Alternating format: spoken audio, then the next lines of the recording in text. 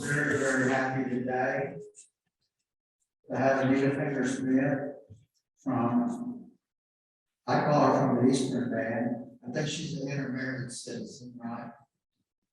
And she does a lot of genealogy and she has a very good program for us. She's calling the Ethnogenesis of the Eastern Band. So Anita, if you come up here and give us your program. I'll climb up.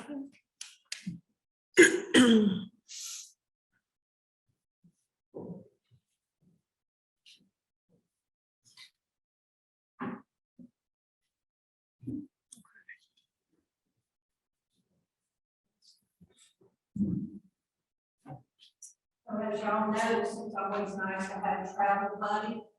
When technology seems to fail, that can crowd. I get a little handout for y'all, by far. Not the extent of the talk, but it kind of helps be able to take notes and keep up, and especially the map on the back. I will use that in the PowerPoint quite a bit, and it's difficult to see from the distance of where you are. And hopefully you'll be able to kind of look at that little map to help you out.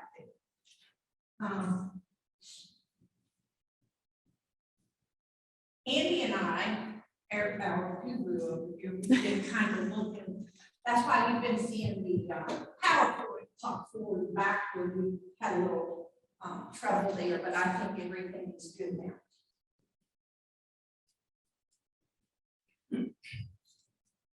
The ethnogenesis of the Eastern Band of Cherokee. Ethnogenesis is the process by which a group of people becomes ethnically distinct. Okay. And as y'all know, that when the Cherokee Nation came west, those who remained had to become a group of people who were ethnically distinct. Okay. Good morning. As previously stated, my name is Anita Smith. Finger is the birthright portion of my surname, and I inherited that from an ancestor who was a mid-18th century German immigrant. Smith is the birthright portion of my husband's surname, who is an enrolled member of the Eastern Band of Cherokee. Though I have a business license through the tribe, I do not speak on their behalf, nor do I speak for them. I am an independent researcher and I present as such. Before I begin, I want to offer a couple of disclaimers. First, due to the historic nature of this talk, might seem politically offensive in today's present world, but I am speaking in the context of which that document or that episode took place. Second, if you use or share any of the graphics from the handout or the screenshots, please be sure to include appropriate credits to the person who did that math or who did that credit. We want to always give the person credit where credit is due. And lastly, today I've been given a finite amount of time to talk. So I will stick to my talking points with only a few little sidebars. And those of you who are in attendance who knows me can attest that I can quickly veer off subject and go down the rabbit hole and be there for a while. So I don't want that to happen today. I don't want to go off on a tangent and stick with this capital time. We will at the end have some time for Q&A. So if you have a question, please feel free to jot that down, and I will, unless you can remember it longer than I can, and then I will try to answer those as we can. The widely held belief that today's, and let me know if I have feedback, I can control that. Is that feedback on here? No, we okay? And sorry, see, I'm gonna get off track. But anyway, I'm a prior high school educator, and the longer I talk, the louder I get. So if I see y'all starting to do this, I know that I'm answering my or this little thing there. So, the widely held belief that today's Eastern Band of Cherokee Indians are descendants of those who fled to the mountains and eluded federal troops in 1838 is a distortion and oversimplification of a very complex episode in Cherokee history. During this talk, I will cover 5 circumstances during the early 19th century that contributed to the nucleus of the Eastern Band of Cherokee Indians. Hopefully, this talk will clear up some of the misconception as to why some of the Cherokee in North Carolina, Georgia, Tennessee, and Alabama remained in the East after the forced removal of other Cherokee to lands west of the Mississippi. But first, I want to give you a brief background of the historical periods assigned by the federal government as they relate to the North Carolina Cherokee. Keeping in mind the North Carolina Cherokee, those historical periods assigned by the federal government are fairly well aligned to those of the old Cherokee Nation as a whole. All right, Andy, I'm not going. Here we go. The contact period, and I think I have this in your syllabus, the contact period from 1670 to 1710. The colonial period from 1710 to 1785. The federal period from 1785 to 1820. The nationalist period from 1820 to 1835. And then, of course, the removal period from 1835 to 1839. During what's referred to as the colonial period, the Cherokee formed a relatively egalitarian, communalistic society. This just simply means they were living in communities, aiming for equal needs for all their people by growing, hunting, and gathering. As shown in this artist rendition from the National Geographic documentary 500 Nations, Cherokee settlement patterns were buried into individual homesteads, farmsteads, small villages, and clustered towns along the waterways. Keeping in mind, the waterways were the interstates of the day. So that waterway up here is your Interstate 4. Towns were defined by the presence of a townhouse,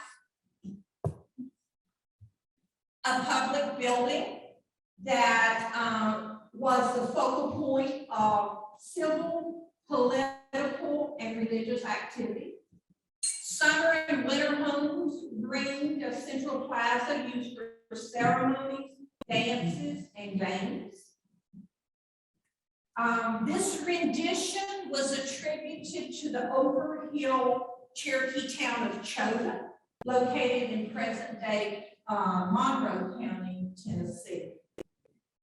When the European Europeans arrived, the indigenous peoples of North America encountered explorers, mission settlements, fur traders, resident and itinerant missionaries, and nomadic adventurers. The most significant factor in the transformation of the Native American Southeast was the decimation of the population by the diseases brought by the New World by these Europeans. Demographers generally agree that the Native American population declined by at least 90% after 1500. This depopulation wreaked havoc on the social and political structure of the Southeast. By the middle of the 18th century, only a few prominent tribes, the Cherokee, the Choctaw, the Chickasaw, the Creeks, and the Seminole, and a few smaller groups had emerged from this process of decimation. By the dawn of the 18th century, these 5 emerging tribal nations had laid their territorial claims throughout the southeastern region of the continent. The Cherokee claimed parts of what are now current-day North Carolina, South Carolina, Georgia, Alabama, and Tennessee. So this map, when you take a look at it, we have a guy at home who worked magic with maps. So I asked him if he could please take the original Cherokee claims and overlay it onto a current day county, state, and county map from the Southeast, which he did. And I also asked him to please highlight North Carolina in this and to show where Cherokee, the town of Cherokee, North Carolina is today. So I kind of wanted to orient you a little bit to what that map represents.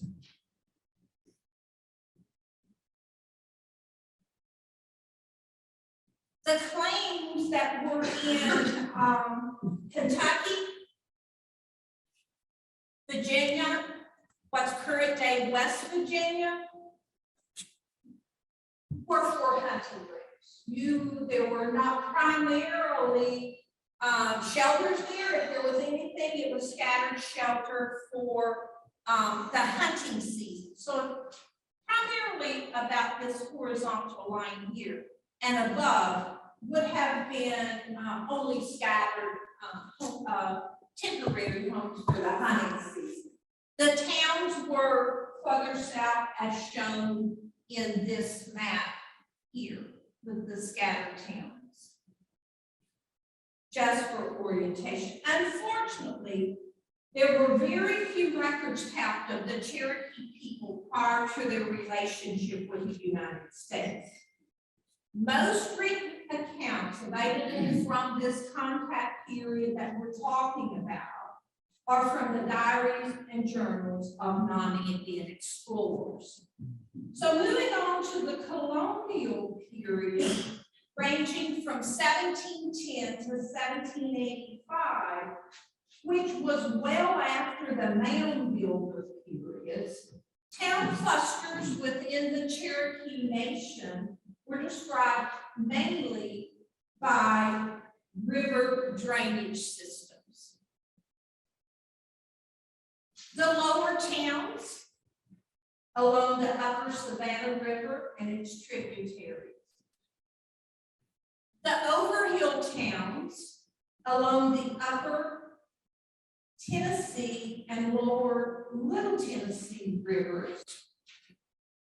The North Carolina Cherokee settlements were designated as 3 different town groups. The valley towns were along the upper Hiawassee, Nantahala, and Valley rivers. The middle towns were situated along the upper Little Tennessee River, and the out-town settlements were along the Oconaluftee and Tuckasegee rivers, and the out-towns were the location of current-day Qualla boundary, or sometimes referred to as the Cherokee Indian Reservation. In 1721, Francis Bernard, a foreign missionary, enumerated 53 Cherokee towns in the southeast, totaling 10,379 souls, as written in correspondences back to England. Bernard's title to this census: A true and exact account of the number and names of all towns belonging to the Cherokee Nation, and the number of men, women, and children inhabiting the same, taken into 1721. So, as you notice on the side, I have popped out, and he spelled it Nunny, but this is the town at the Nanunny Mound, or in Cherokee, North Carolina, and this being Padua, the mother town, and it was totaling 283 individuals in 1721. Jack, in 1721, Tuckasegee town is totaling 186 Cherokee. And the reason I mentioned Jack's name there, in a couple of weeks, Jack's doing a little talk for us back in North Carolina at Tuckasegee town. So I thought I would pull that out.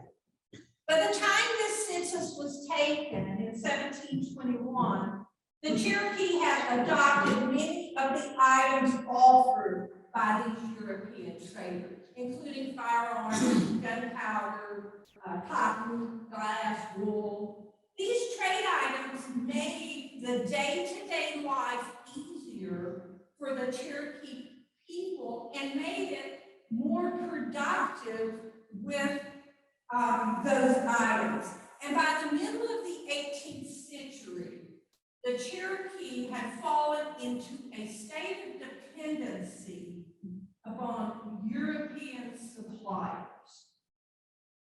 And with more and more European settlers arriving in the area, by the end of the colonial period, the Cherokee had lost over 1/2 of its vast homeland through a series of land treaties. So if you will, so the red was the original Cherokee claims. By this period, the blue and its interior is what's remaining of the Cherokee Nation at the end of the colonial period. The federal period from 1785 to 1820 was an era of rapid change for much of the Cherokee Nation throughout the Southeast. The first 2 decades of the 19th century witnessed attempts by the Americans to civilize the Cherokee. An economic and social change of the Cherokee was led by the mixed bloods in the Overhill and Lower Settlements, while the Valley, Middle, and Outtowns of North Carolina was less affected by, contact with, and pressure from the Anglo-Americans. This was based largely on their geographic isolation from the remainder of the Cherokee Nation. This region in North Carolina contained a larger proportion of full-bloods, less wealth, and less exposure to Christianity than most of the remainder of the Cherokee Nation in the Southeast. In 1808, George Barber Davis was hired by Colonel Return Jonathan Maddox, the United States agent to the Cherokee, to record a census of the Cherokee Nation. Davis, speaking about the Cherokee in North Carolina, stated, "I had no idea there were such Indians as there are over the hills and in the valley. They are at least 20 years behind the rest of the nation."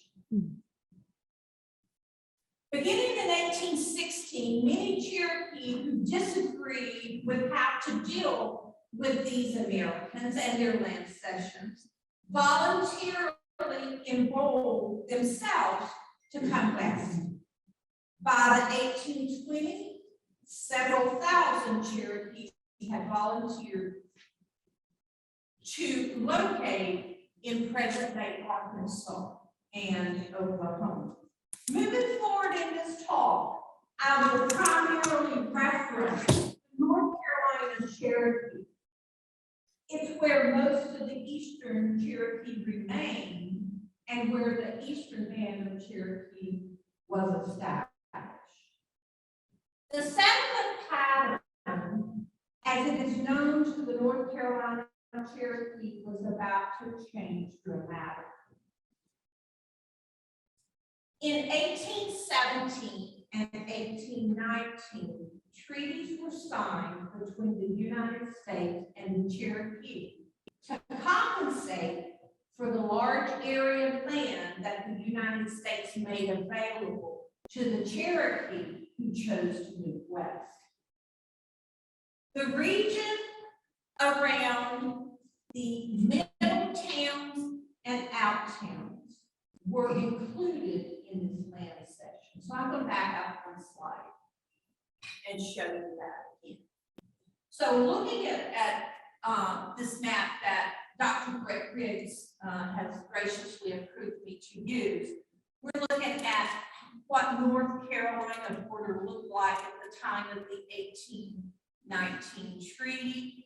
And this red bar is basically the treaty line in North Carolina. So at this land cession, the out towns and the middle towns were included in that land cession. So remaining in the Cherokee Nation for North Carolina after this treaty would have been anything to the left of this red bar.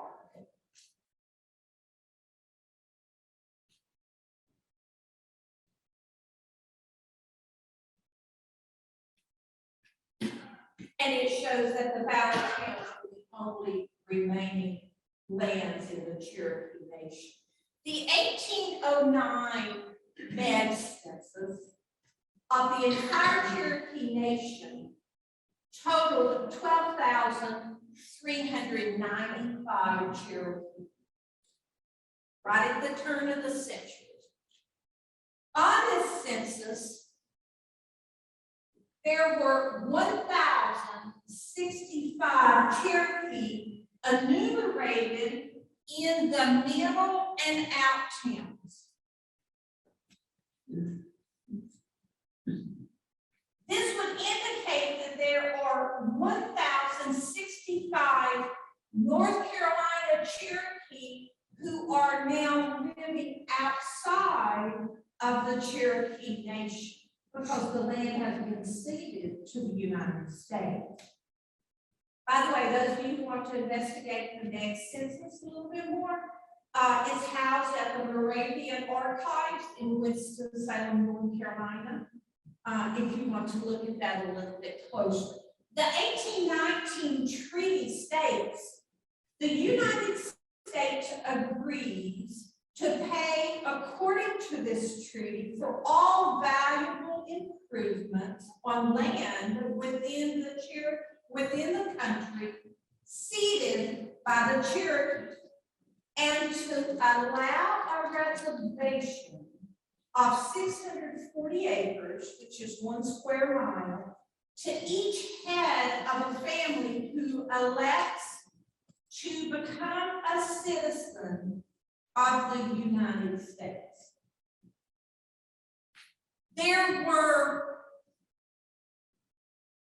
91 middle and out towns, heads of Cherokee household, who filed a claim for a 640-acre reservation in order to protect the ancient mounds and towns, such as in the ceded land, as you can see, is the ancient mound of Voodoo, the Cherokee homeland of Niewasi and Cowie.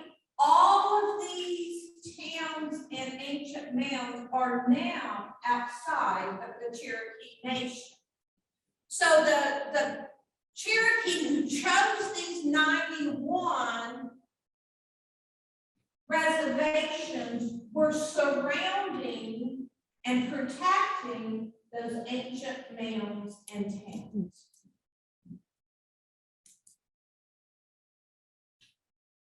In the meantime, that means they are agreeing to submit to the laws of the state of North Carolina, in which they now reside. It made them eligible for North Carolina citizenship. And these individuals became known as the citizen Cherokee. And we'll talk more about the citizenship Cherokee in a minute. And out of those 91 claims for a reservation, 51 reserves were authorized and surveyed. Now, the state of North Carolina quickly surveyed all this land.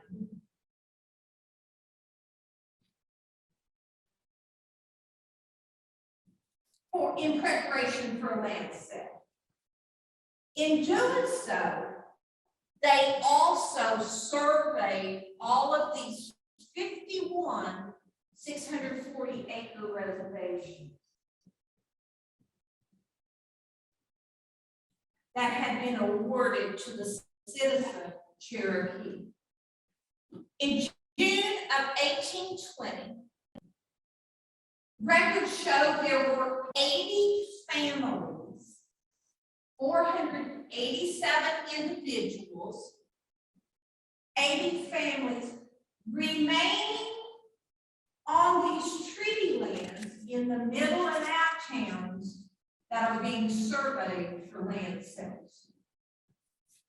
North Carolina law permitted the white settlers who purchased the lands to forcefully remove the citizen Cherokee from their own lands. One account of such incident was documented in the 1842 testimony of Gideon Morris, in which he stated, Gideon Morris, was compelled to leave home for a short time, leaving his wife and children on the said place. Immediately after he left, his house was attacked by the said Robert Love and other persons with him, was torn down and burned, and his family turned adrift in cold weather.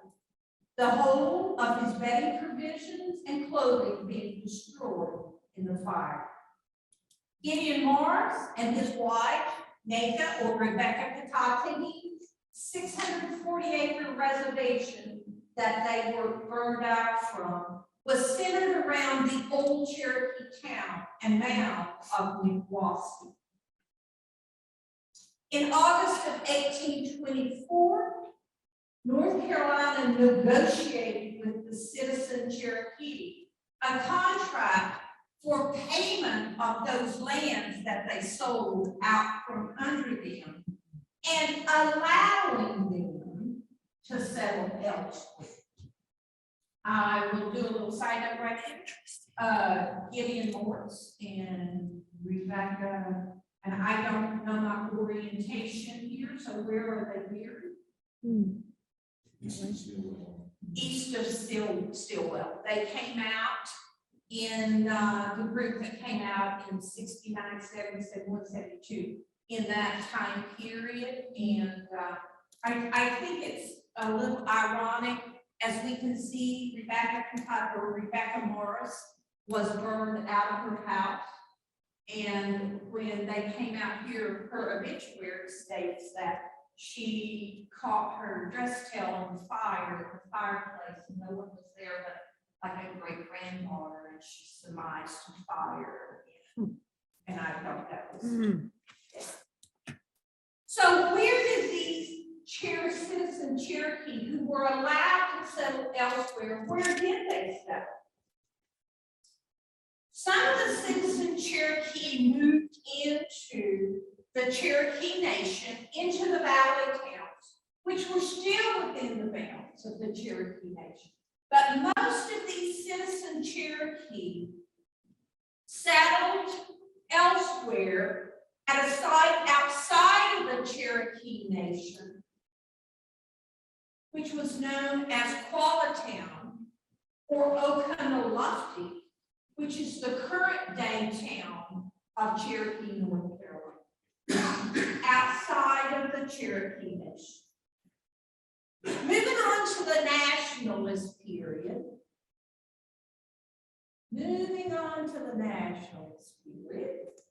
From 1820 to 1835, the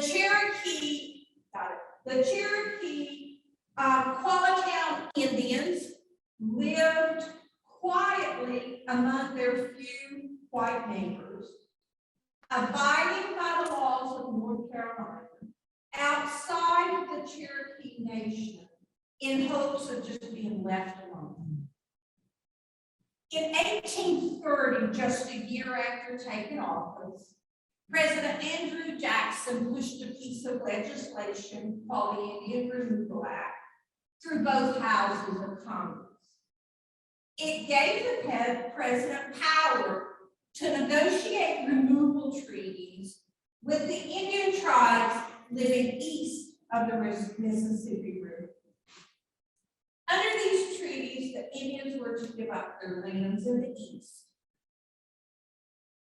in exchange for lands west of the Mississippi. But before arrangements could be made for this immigration, it was necessary to conduct a survey to gather information regarding the Cherokee population and other such matters. A prelude to the removal was the 1835 Cherokee census, authorized by the federal government. According to this census,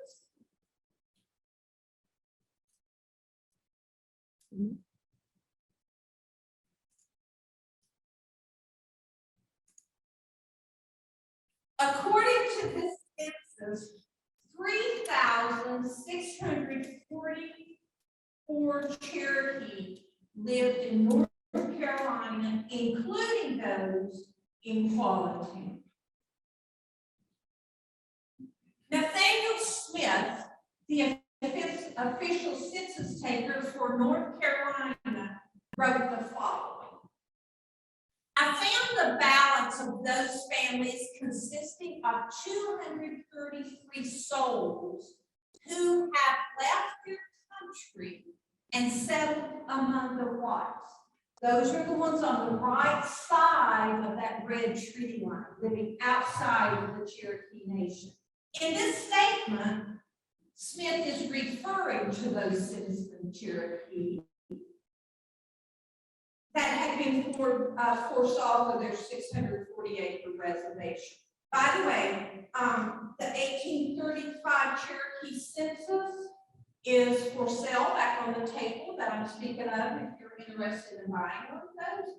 And it's often referred to as the Henderson roll, which is inaccurate. Major Benjamin Curry, the superintendent of Cherokee removal, appointed 5 different census takers. North Carolina was Nathaniel Smith, as shown here. Georgia, their census takers was George Underwood and Charles Nelson.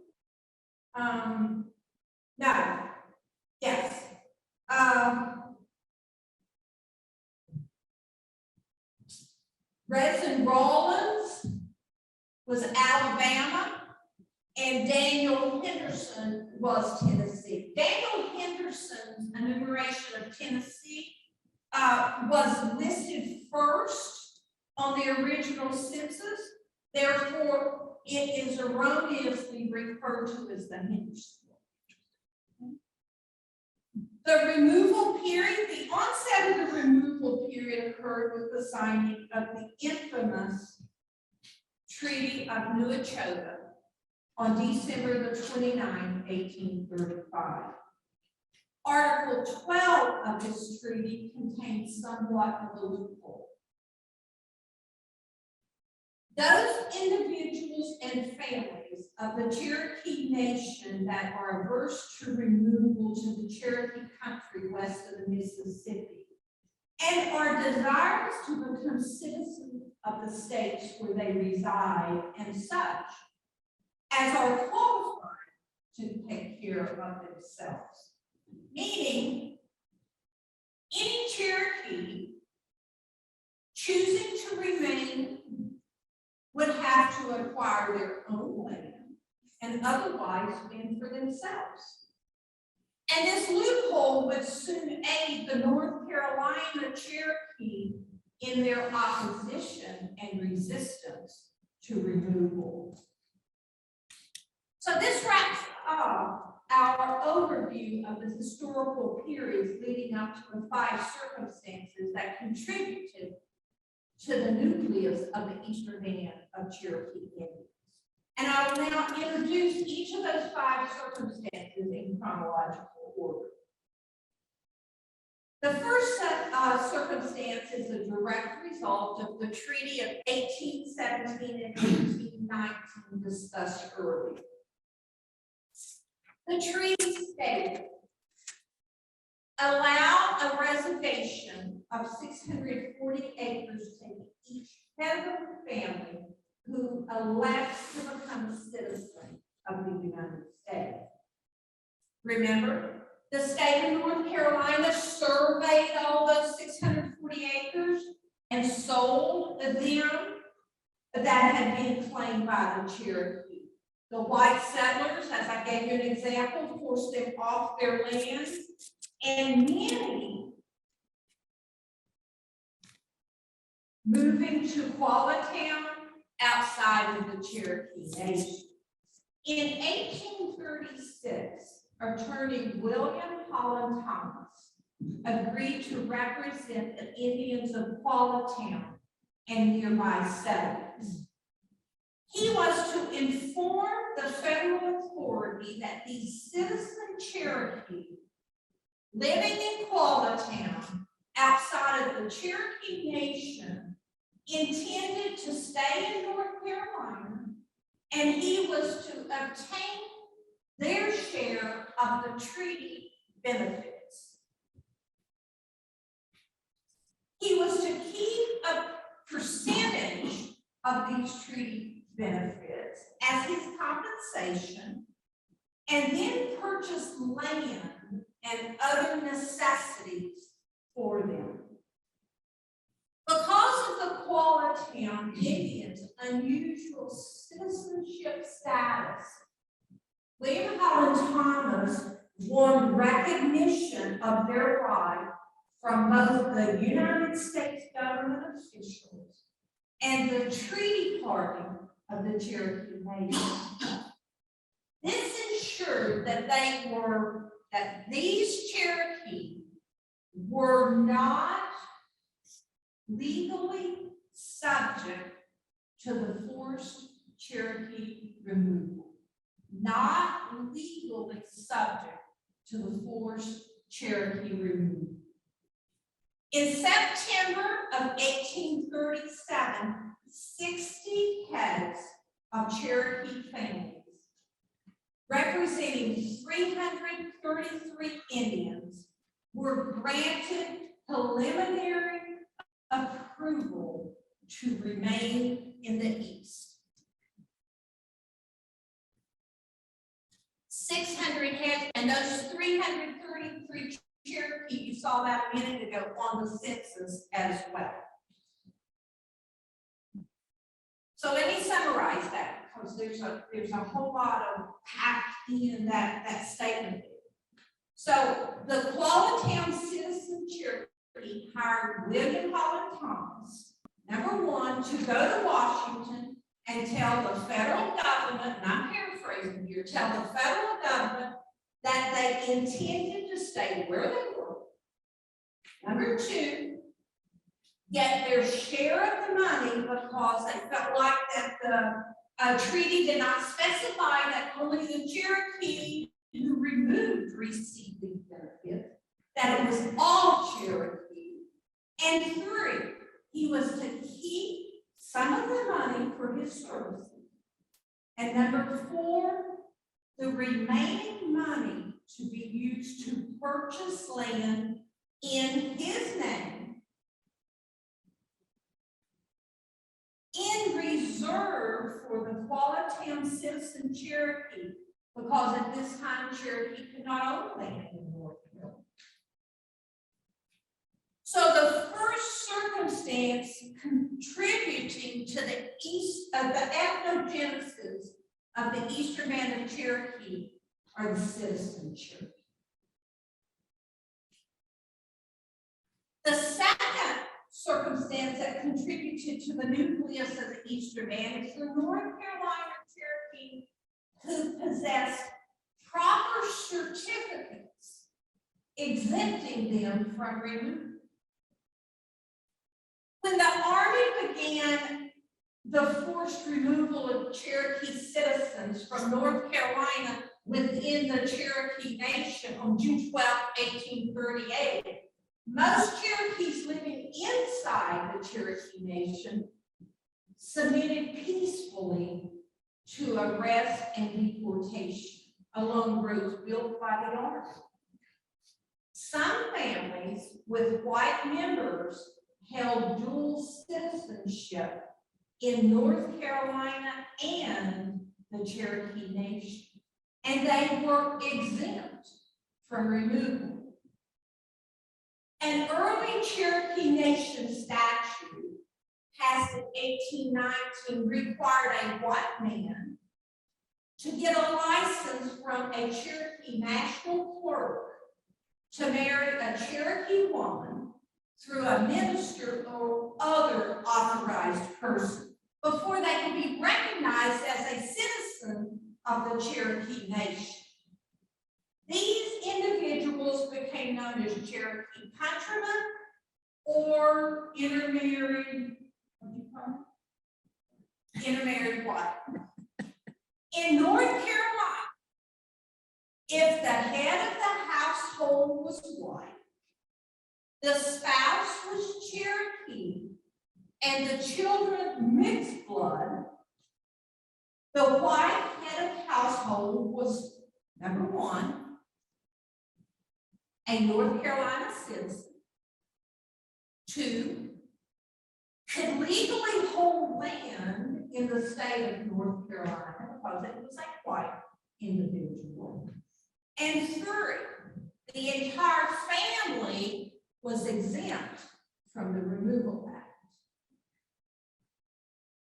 Other Cherokees obtained immigration waivers from officials such as Preston Stirrett.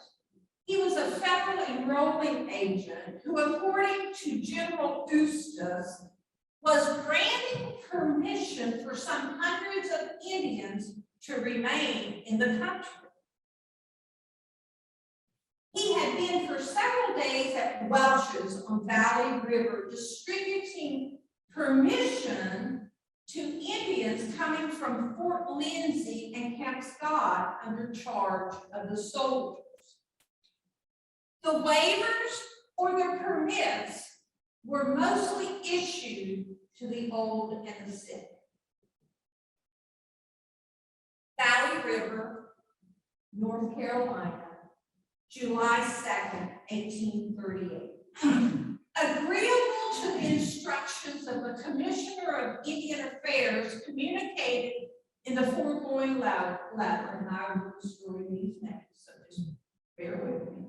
Wakey, an old woman, Edisty, her son, his son, Kanasaki, and his wife, Anna, are permitted to remain and become citizens. So the second occurrence that contributed to the ethnogenesis of the Eastern Band of Cherokee Indians are the exempted Cherokee. Those intermarried families with dual citizenship and individuals with certificates, also called permits. The third circumstance that contributed to the nucleus of the Eastern Band are the North Carolina Cherokee who were members of Uchula's band. When federal troops and state militia came to the mountains of North Carolina to capture Cherokee in June of 1838, the Cherokee people of Nantahala Town, located in the lower Nantahala River Valley, were one group that was living inside the Cherokee Nation, but they did not submit peacefully, and they fled to the remote mountains. Led by their headman Uchula, the Nantahala Cherokee had evaded troops for months. The army feared that Uchula's band might turn guerrilla warfare, and the soldiers returned in September of 38 to pursue these fugitives hiding in the mountains. The troops eventually captured dozens of Cherokee, including Uchula's old neighbor, Solly, and his extended family. When Solly, his sons, and sons-in-law killed two of their captors and escaped, the military scope intensified after this. Solly and his band were finally brought into the army camp by other Cherokee, who feared that if the manhunt would escalate into full-scale war if they did not. After Solly, his sons, and sons-in-law were executed in late November, Colonel William S. Foster issued a proclamation that granted amnesty to Uchula's band and his group. Instructions from General Winfield Scott permitted to remain in North Carolina. This document shows the number and names of Uchula's band permitted to remain in North Carolina to be about 100 Cherokee. Not all Cherokee remaining in North Carolina, only Uchula's band. Uchula and his band joined the Quallatown Cherokee and helped to establish the Wolftown community. And that's the community in which Robert and I both reside. Again, only Uchula's band was granted amnesty. The third circumstance contributing to the ethnogenesis of the Eastern Band of Cherokee Indians is Uchula's band, those given amnesty. The fourth circumstance that contributed to the nucleus of the Eastern Band is the North Carolina Cherokee who resisted removal 1838, the majority of Cherokee were already in the West. Those Cherokee who had avoided removal by evading the soldiers in their mountainous hideouts were dismissed by the War Department as not worth the trouble and expense to remove, and they could remain in their homeland. The soldiers were delighted to retreat from the laurel hills of the mountains of North Carolina that they had been crawling through, trying to round up these fugitive Cherokee. After the military withdrawal, approximately 800 Cherokee were residing in and around Quality, mostly on property that William Holland Thomas had purchased in his name on their behalf. Another 300 or so North Carolina Cherokee were scattered along the Chiola, the Valley, and the Hiawassee River valleys. And in nearby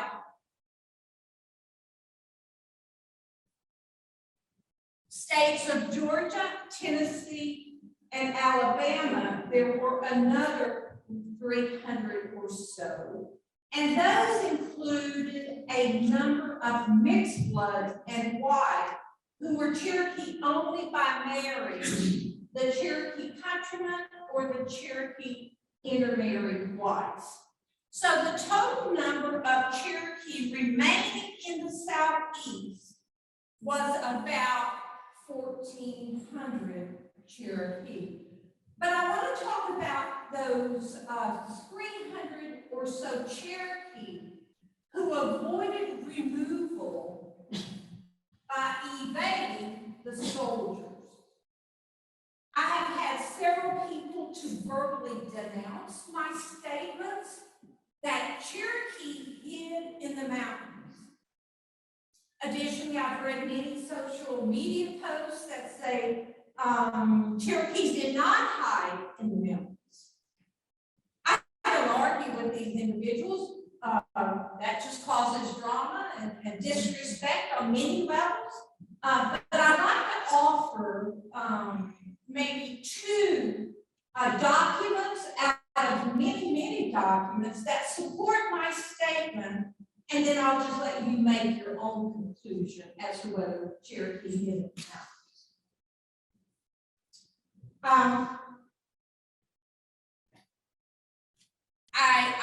Winfield Scott, I feel like he probably very well knew what was going on during the removal period. And this letter, within this letter, I'll stick it out, from Athens, Tennessee on November the 9th, 1838, Winfield Scott says, early in August, after he and those troops, and those are me identifying the troops, that was not in the original letter, the 1st and 4th Artillery. Those troops were too far off to be recalled.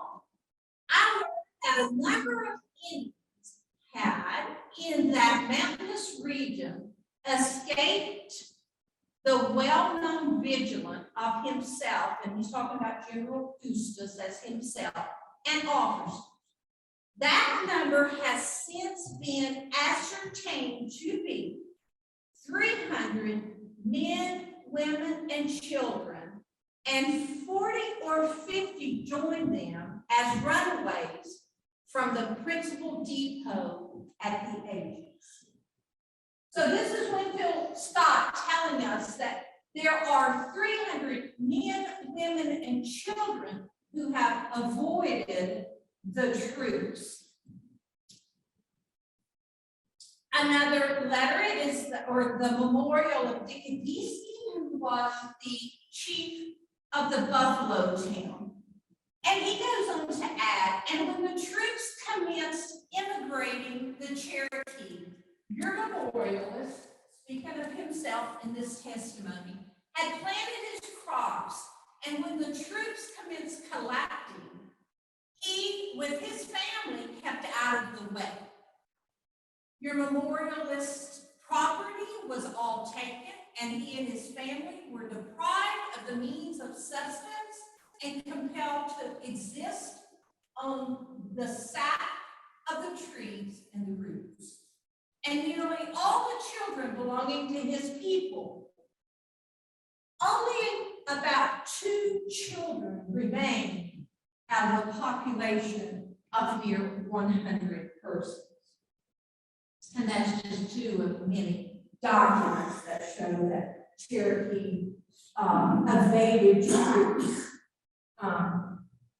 The fourth occurrence contributing to the ethnogenesis of the Eastern Band are those who, according to my research, fled into the hills resisting the removal. The fifth circumstance that contributes to the nucleus of the Eastern Band in North Carolina are the North Carolina Cherokee who returned after removal. Though the exact number remains undocumented of the Cherokee who removed to North Carolina after being forcibly removed, we have ample documentation showing there were countless who arrived during the military operation and the years that followed. And to be honest, we still have it today. One such case was that of a Battle of Horseshoe Bend warrior named Junaluska. He was being removed in the Bushy Head detachment, and in late October of 1838, some correspondence from H.L. Scott to Winfield Scott reveals that 50 persons under Junaluska or Chinaluski had deserted the Bushy Head detachment, while about 13 miles from McMinnville, with the intention of returning to North Carolina and thence joining the Cherokee at Quality. Bushy Head continued to explain that it was not his duty to go after these escapees.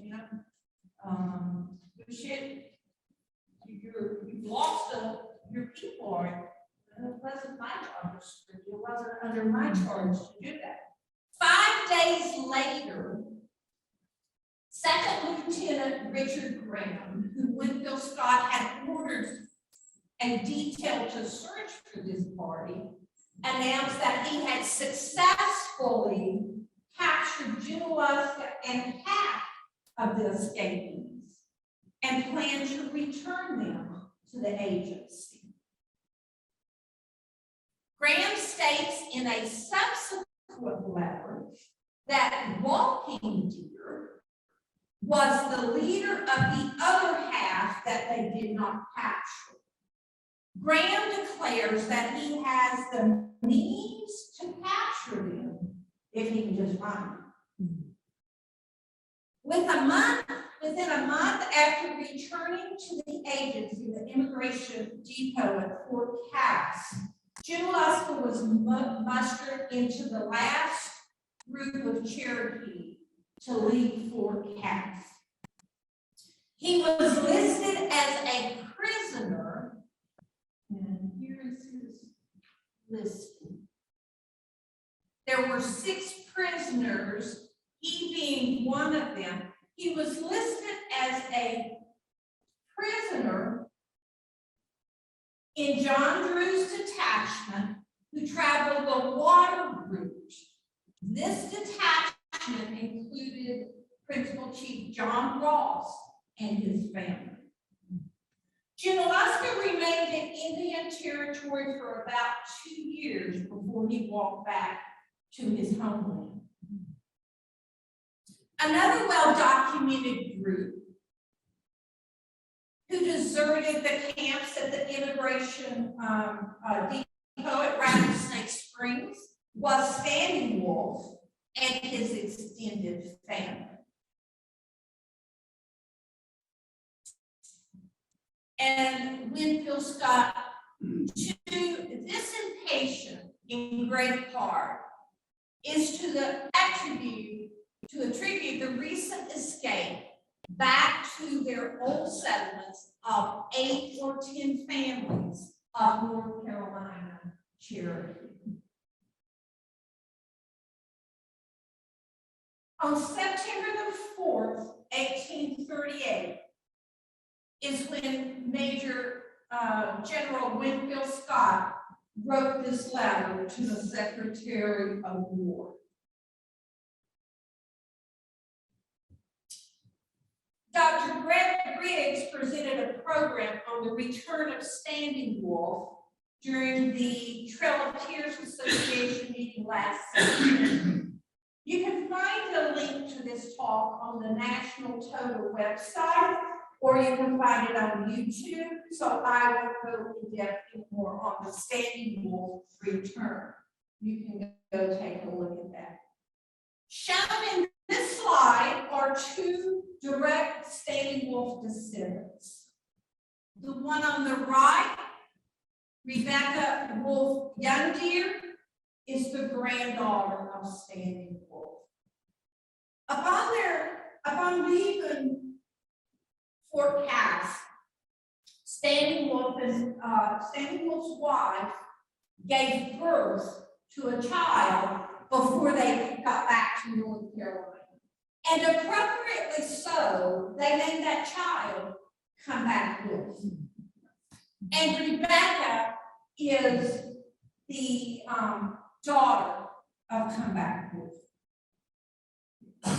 Also in this slide is beloved man Jerry Wolf, who is a 3rd great-grandson to Standing Wolf. Additionally, in the slide, referring to Cherokee who returned was Jim Woodpecker or Junisoti, and family who, he and his family escaped en route to Indian Territory and returned to establish a post-removal enclave of Cherokee at Sandtown in the Cartucajay community. Nick Screaming Bear was removed from the Cheoah Valley along with his aging parents, and while camped at on the banks of the Mississippi, Nick escaped and returned to Quallatown and became the progenitor of all the present-day eastern band of Cherokee Indians with the surname of Crow, including Robin and others. His elderly father continued on to Indian Territory and became known as Bear Crier, or the Crying Bear family, or the Bear Crier family out here. So the 5th and final occurrence contributing to the ethnogenesis of the eastern band of Cherokee Indians are the Cherokee who returned to their homeland. And that is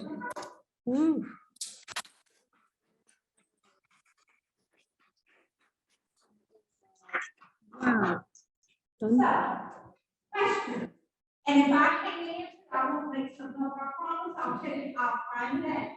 I'll ask David or Jack. Yeah. You said something that intrigued me that we only passed out for a moment, so I want to make sure I understood it correctly. Did you say it's still happening today? The return of Cherokee back to the homeland. There are people who move back from out here back to, and it's pretty common for there to be an interchange between, I mean, we just had a gal come out here, she's working in their daycare here. We have people who move back, and it's fairly common now that jobs are federal jobs and they But can there's not an exchange of citizenship or anything, right? No, there's, Truly. you cannot have dual citizenship now into the profession. Yeah, so when they come back, they're just subject to the same rules that Yes, but they have like, right, they can go to the hospital, whatever federal programs are out here, they have access to those same federal. But no, they cannot become enrolled members. And do they they let, don't get the per capita from the casino. do they let on the reservation? On the boundary, yes, they do live there, much like, we have rental programs that can come in, as far as land ownership, there can be no land ownership here. Thank you. You're quite welcome. And I might add that a lot of those are very Eastern men, Yes, and they have children that we yes, actually we qualify for looking at that. and you can relinquish one membership if you so choose. If your parent, if you have one parent that's Cherokee Nation and one parent that's Eastern Band, if you relinquish your Eastern Band, is that what you're getting at? Citizenship, then you can use your other parent citizenship and become a rural guy. Was it last year one of the bike riders from the Eastern Band had ancestry? Yes, and that happens, Robin and I do the bike riders here. David does their ancestry for them and does a genealogy program. It's Robin and I do that for the Eastern Band bike riders, and I have contact David sometimes because we have, oh, you're talking about, Shiashi Rubin. Right. So she's got Eastern Band ancestry and she's got Cherokee Nation. So I just say maybe. Yeah. So, one question.